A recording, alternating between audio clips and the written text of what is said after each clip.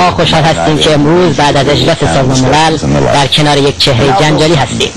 محمود احمدی نژاد، مهدی کوچک با اندامی درشت. آقای پرزیدنت، این چند روز که در آمریکا بودید خوش گذشت؟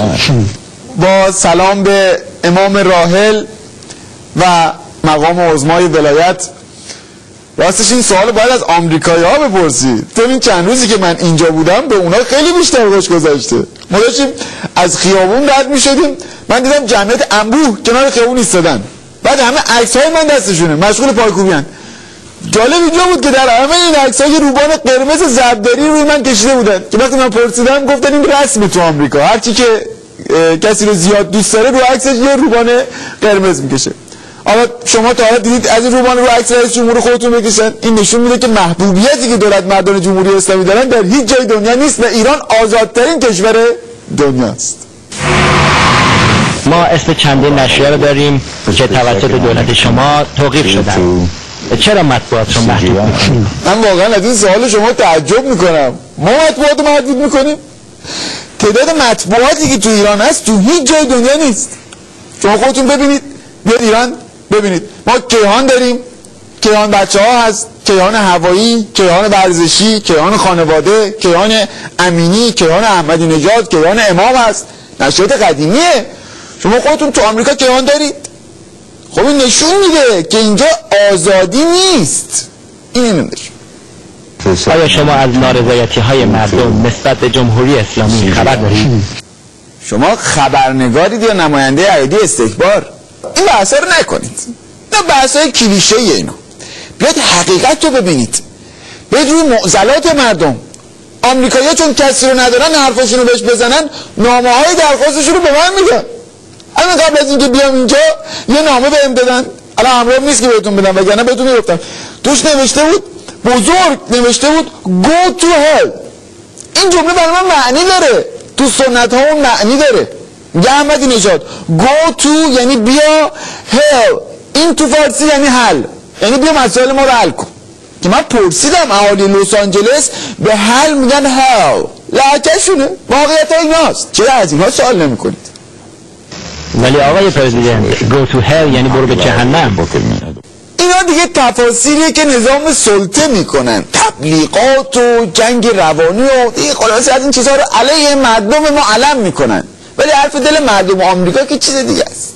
حالا فرض که مثلا اصلا حرف شما درست باشه، شما همین جمله رو میتونستی به رئیس جمهورتون بگی؟ نه میتونستی، ولی به من گفتی. بدتر از اینش هم داشته باشی میتونی به من بگی، کما اینکه خیلی میگم. این نشون میده که ایران آزادترین کشور دنیاست. آقای پرزیدنت، چرا نیروی انتظامی در کشور شما به مجالس مهمانی جوانان حمله میکنه؟ همونطور که گفتم ایران آزادترین کشور دنیاست. به همین خاطر نیروی انتظامی هم آزاده که به هر جایی که دلش خواست بره و به هر شکلی حمله کنه. الان تو کشور شما پرسنل غیور نیروی انتظامی میتونن به مهمونی حمله کنن؟ نه میتونن. البته که نمیتونن، چون شما و دولت شما حقوق اولیه نیروی غیور انتظامی رو نادیده میگیرید. و علاوه بر اون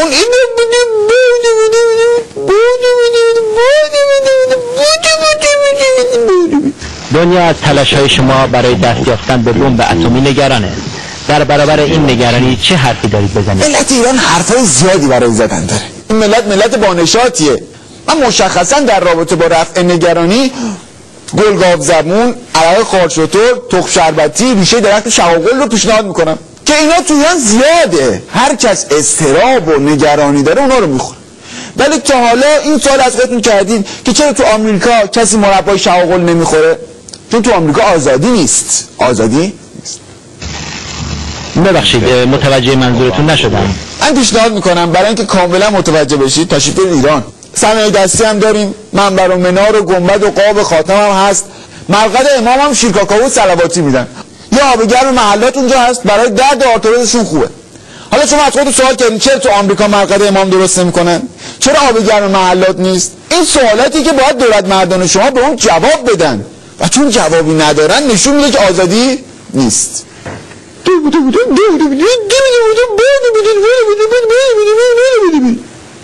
من پیشنهاد میکنم با توجه به اینکه انقدر توی آمریکا اختناقه، شما از سال بعد دیگه نیاید به نیویورک. نظر شما چیه؟ البته سوال شما تحت تاثیر صهیونیست هاست، ولی ما برای موضوع هم راه حل داریم.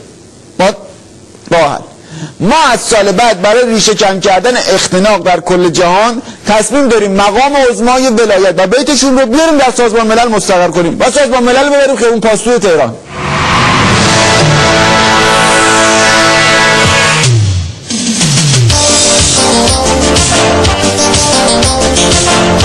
واسه مقام عظماست دیگه، بعد مسلح بخونده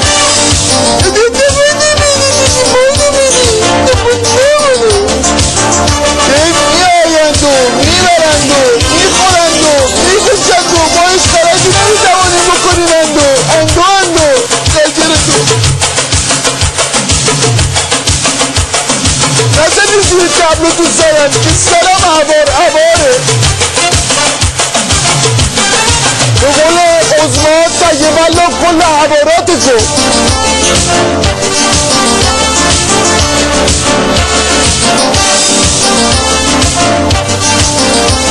اگه لاریکینگ هم باشی یا عباره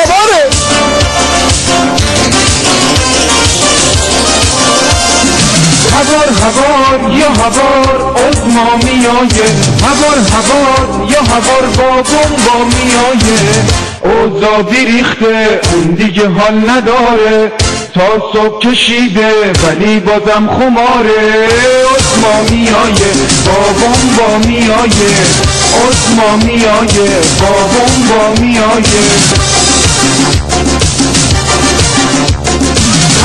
هوار یا هوار نازی ماشالله، هوار یا هوار سیدن باری کلا، توی سازمان ملل قطنامه ها به پاته، بلی نخور غم محمود گندلاته، عظما میایه با میایه، عظما میایه با میایه.